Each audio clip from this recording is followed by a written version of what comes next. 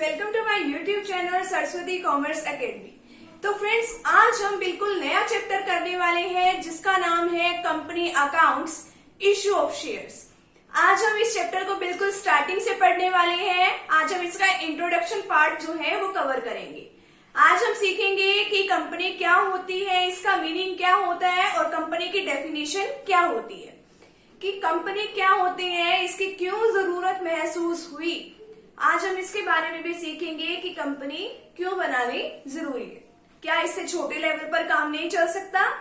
तो आज हम इसी के बारे में सीखेंगे। तो फ्रेंड्स, अगर आप मेरे इस YouTube चैनल पे न्यू है तो चैनल को सब्सक्राइब कर दीजिए, वीडियो को लाइक कर दीजिए एंड बेल आइकन को प्रेस जरूर कर दीजिएगा ताकि आपको आगे आने वाली वीडियोस का नोटिफिकेशन मिलता रहे। अब हम धीरे धीरे करके इस पूरे चैप्टर को कवर अप करते चलेंगे। तो आज का जो हमारा टॉपिक है वो है company accounts, issue of shares. आज हम सीखेंगे कि कंपनी बनानी क्यों जरूरी है और कंपनी क्या होती है। ठीक है, तो आज हम इसके बारे में सीखेंगे। तो कंपनी क्या होती है, हमारा छोटे लेवल पे काम चल रहा था जो सोल प्रोप्राइटरशिप थी, यानी कि जो एक सिंगल पर्सन भी एक बिजनेस संभालता था। फिर उसके बाद धीरे धीरे करके पार्टनरशिप आई। क्या उन दोनों से काम नहीं चल रहा था कि एक कंपनी को आने की भी जरूरत पड़ गई? नहीं, काम नहीं चल रहा था, तो इसी वजह से तो कंपनी आई है।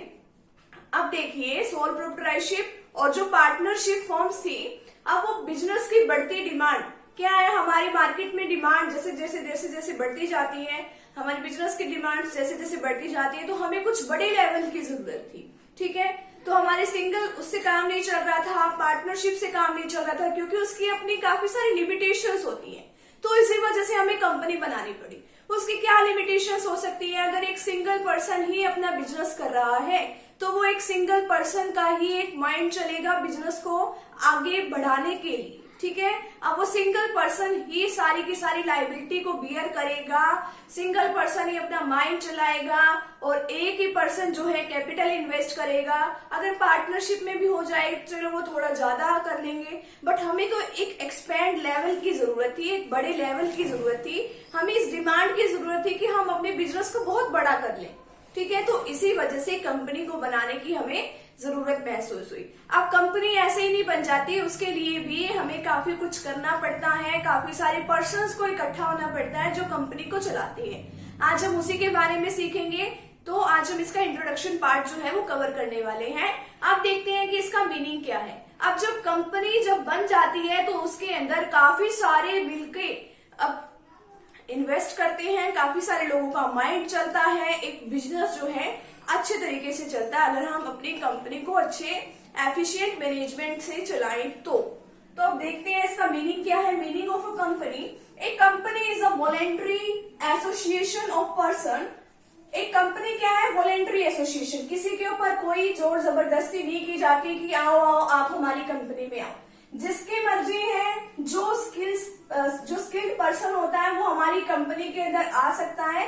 एक company is a voluntary association of person, एक वॉलेंट्री एसोसिएशन है। ठीक है, अपनी मर्जी है, जिसको आना हो आओ कंपनी में, जिसको ना आना हो नहीं आओ। ठीक है, form through the process of law, और वो किस प्रोसेस से बनती है? लॉ की प्रोसेस से, कि उसके लिए कानून की जरूरत होती है। ठीक है, for the purpose of carrying on some business. अब कानून की जरूरत हो गई, लॉ की जरूरत होगी, हमने पर्सन्स भी इकट्ठे कर लिए। किस लिए इकट्ठे किए हैं? अपना कुछ बिजनेस चलाने के लिए इकट्ठे किए। तो एक company is a voluntary association of persons form through the process of law for the purpose of carrying on some business. एक कंपनी जो है एक वॉलेंट्री एसोसिएशन होती है कुछ पर्सन्स की, यानी कुछ पर्सन उसको इकट्ठे मिलके एक कोई ऑर्गेनाइजेशन को चलाते हैं जो कि लॉ से बनती है, और कुछ बिजनेस को चलाने के लिए वो इकट्ठा होते हैं। ठीक है, अब नेक्स्ट आती है इसकी डेफिनेशन क्या है। अब डेफिनेशन जो है, एक company is an artificial person. ठीक है, एक कंपनी क्या है? एक पर्सन होती है। जी हाँ, एक कंपनी क्या होती है? एक पर्सन होती है, बट एक आर्टिफिशियल पर्सन है। ठीक है, ये सांस नहीं ले सकती, बट ये पर्सन के जैसे काम कर सकती है, सेल कर सकती है, परचेज कर सकती है, यहाँ तक कि बैंक में अपना अकाउंट भी अपने नाम से खोल सकती है ये। ठीक है, क्रिएटेड बाय लॉ, और ये एक आर्टिफिशियल पर्सन है जो कि लॉ से क्रिएट होती है। हैविंग सेपरेट एंटिटी, इसकी अपनी एक सेपरेट एंटिटी होती है। ठीक है, इसके मतलब जो ये काम करती है उसके पार्टनर्स के ऊपर उसका कोई असर नहीं होता है, ठीक है। क्योंकि अगर कहीं पे फ्रॉड हो गया तो कौन फंसेगी, हमारी कंपनी ही फंसेगी। अगर कहीं प्रॉफिट हो रहा है तो हमारी कंपनी का ही नाम होगा।